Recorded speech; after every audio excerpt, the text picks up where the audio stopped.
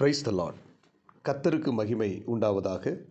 இந்த நல்ல காலை வேளையில் கர்த்தருடைய வார்த்தை மூலமாய் உங்கள் யாவரையும் சந்திப்பதிலே நான் பெருமகிழ்ச்சி அடைகிறேன். எபேசியர் புத்தகம் 6ஆம் அதிகாரம் 11ஆம் வசனம் சொல்லுகிறது, நீங்கள் பிசாசின் தந்திரங்களோடு எதிர்த்து நிற்க திராணி உடலாகும்படி தேவனுடைய சர்வாயுத வர்க்கத்தையும் தரித்து கொள்ளுங்கள் என்று சொல்லப்பட்டிருக்கிறது.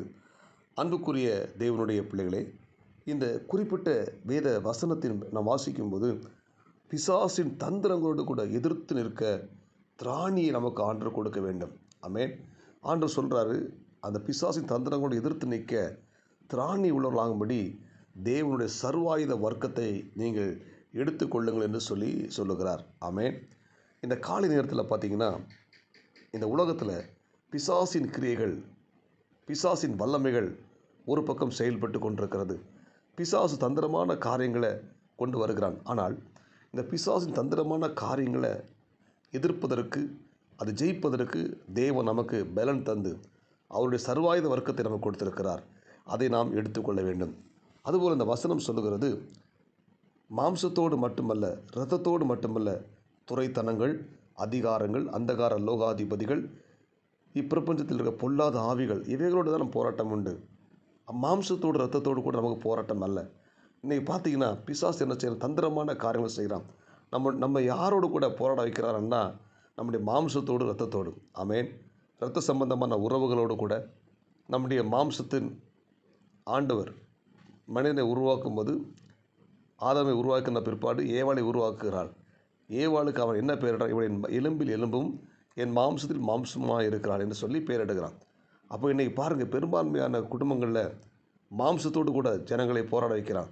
குடும்பத்துக்குள்ள பிரச்சனை, குடும்ப உறவுகளுக்குள்ள பிரச்சனை, மாம்சத்தோடு இரத்தத்தோடு கூட போராடி கொண்டிருக்கிறோம். ஆனால் இவர்களோடு கூட போராடக்கூடாது. நம்முடைய போராட்டமே அந்தகார வல்லமையோடு கூட, பொல்லாத ஆவிகளோடு கூட, துரைத்தனங்களோடு கூட, அதிகாரத்தோடு கூட தான் நம்ம போராட வேண்டும். ஆனால் பிசாசு தந்திரம் என்ன செய்கிறான்? நம்முடைய பலனை எல்லாம் நம்முடைய குடும்பத்துக்குள்ளே, நம்முடைய மாம்சத்தோடு கூட, இரத்தத்தோடு கூட போராட வைத்து நம்முடைய பலனை இழக்க செய்து விடுகிறான். எனவே தேவ பிள்ளைகளே, இந்த இறைவார்த்தை கேட்கிற தேவனுடைய பிள்ளைகளே, இதுவரைக்கும் நீங்கள் மாம்சத்தோடு இரத்தத்தோடு கூட போராடி கொண்டிருக்கலாம். இன்றைக்கு கர்த்தருடைய வார்த்தை வருகிறது, அவர்களோடு கூட போராட வேண்டாம். நம்முடைய குடும்பத்தோடு கூட, மனைவி பிள்ளைகளோடு கூட போராட வேண்டாம். நம்முடைய இரத்த சம்பந்தமான உறவுகளோடு கூட போராட வேண்டாம். நம்முடைய ஒரே எதிரி சத்துரு. எனவே அதை புரிந்து கொண்டு சத்துருவின் சகல அதிகாரங்களை எதிர்க்க திராணியை நமக்கு ஆண்டவர் கொடுக்க வல்லமை உள்ளவராக இருக்கிறார். எனவே நாம் என்ன செய்யணும்? நம்முடைய எதிரி யார்? சாத்தான். நாம் யாரோடு கூட போராட வேண்டும்?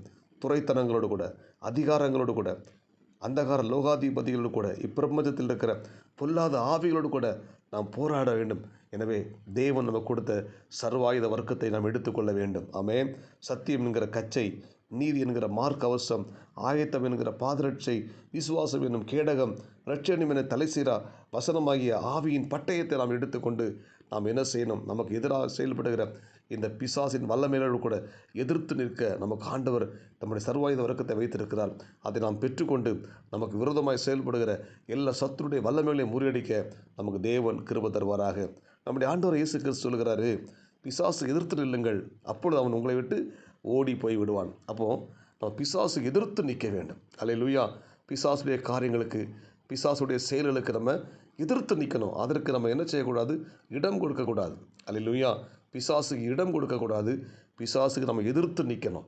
இந்த இறைவார்த்தை கேட்கிற தேவனுடைய பிள்ளை, நம்முடைய வாழ்வில் வருகிற எல்லா சத்துருடைய போராட்டங்களுக்கும் நம்ம என்ன செய்யணும்? எதிர்த்து நிற்கிற அந்த கிருபையை நம்ம கர்த்தர் தருவாராக. எதிர்த்து நிற்க வேண்டும். ஆமென்.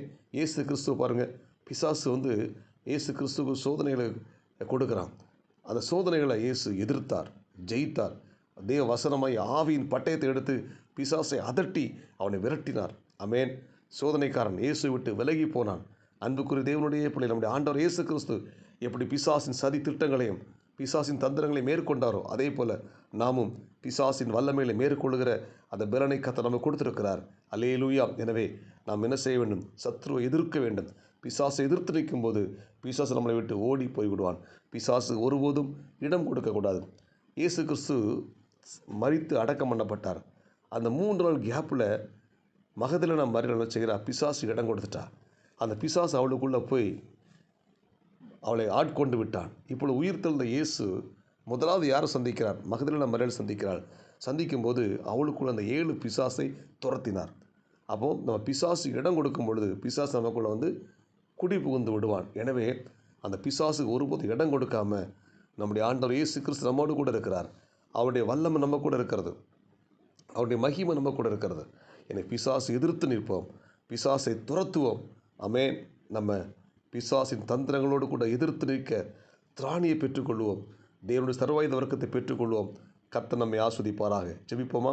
பரலோக தேவனே, இரக்கமுள்ள இயேசுவே, இந்த அதிகாலை நேரத்தில் நாங்கள் கேட்ட விலையேறப்பட்ட சத்தியத்துக்கு ஸ்தோத்திரம். ஆண்டவரே, நாங்கள் ஒவ்வொருத்தரும் பிசாசின் தந்திரங்களோடு எதிர்த்து நிற்க திராணி உள்ளராகும்படி தேவனுடைய சர்வாயுத வர்க்கத்தை தரித்து கொள்ள எங்கள் உதவி செய்வீராக. நாங்கள் ஒருபோதும் பிசாசு இடம் கொடுக்காம இறைவார்த்தை கேட்கிற ஒவ்வொரு தேவனுடைய பிள்ளைகளும் பிசாசுக்கு எதிர்த்து நிற்க கிருபை கொடுப்பீராக. இந்த இறைவார்த்தை கேட்ட ஒவ்வொரு தேவனுடைய பிள்ளைகளும் கர்த்தர் ஆஸ்வதிங்க. இந்த நாளுக்குரிய கிருபை கொடுங்க. இயேசு கிறிஸ்துவின் நாமத்தில் ஜெபிக்கிறோம் நல்ல பிதாவே. ஆமென். God bless you. உங்களை யாவரையும் கர்த்தர் ஆஸ்வதிப்பாராக. இந்த நாள் உங்களுக்கு இனிமே அமையட்டும். ஆமென்.